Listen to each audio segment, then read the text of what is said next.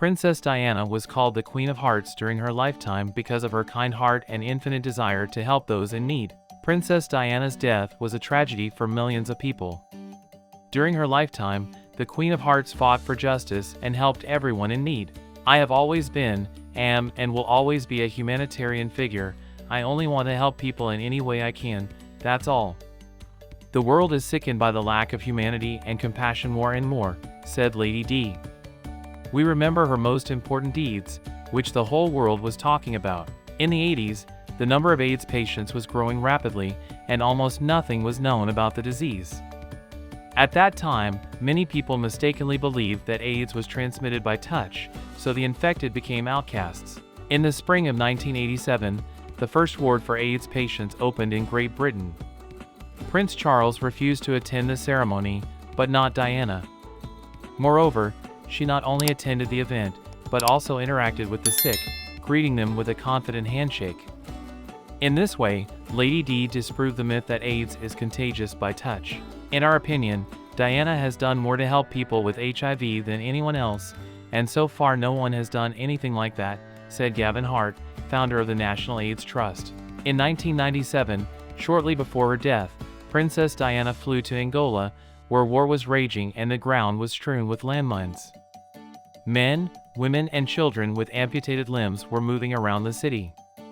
Then, wearing a halo truss vest and a bulletproof mask, Princess Diana walked across the pre-mined field in protest against the use of weapons.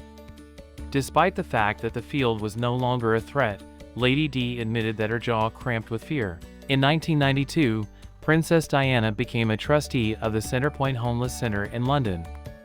Often Lady Di took her sons to see the downside of life. In a hospital or among maimed people, one completely forgets the old problems. They seem so small, so miserable. Amazingly, among the squalid huts, the squalid life, the cares of our affluent, well-fed and unmined world seem squalid. We just don't imagine their life, just as they don't believe ours is possible, the princess said. In June 1995, Princess Diana flew to Moscow, her first and only visit to Russia. On the first day, Lady Di met with government officials and visited the Bolshoi Theater, and the next day she went to the Tushino Children's Hospital. Then the Princess Foundation donated good equipment to the Moscow hospital. Then Lady Di went into the trauma ward, where children with very serious injuries lay, and where others would have been frightened. The princess did not give a sign, walking calmly through the wards. How I wanted to hold each sick child in my arms, to caress them all, to make them laugh, so that at least for a moment there would be a smile in their eyes instead of pain. Princess Diana recalled. Princess Diana was a patron of the Royal Brompton Hospital and Great Ormond Street Hospital for Children. Needless to say, how much she loved children. Realizing that children with cancer needed attention more than anyone else, she visited them 3 times a week and spent 3 to 4 hours with them. Some of them will live, some will die, but they all need to receive love here and now. I try to give them that love, Lady Di said. I couldn't get past any sick people.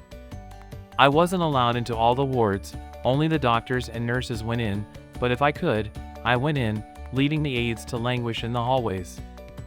I encouraged them, shook hands, tried to give them hope.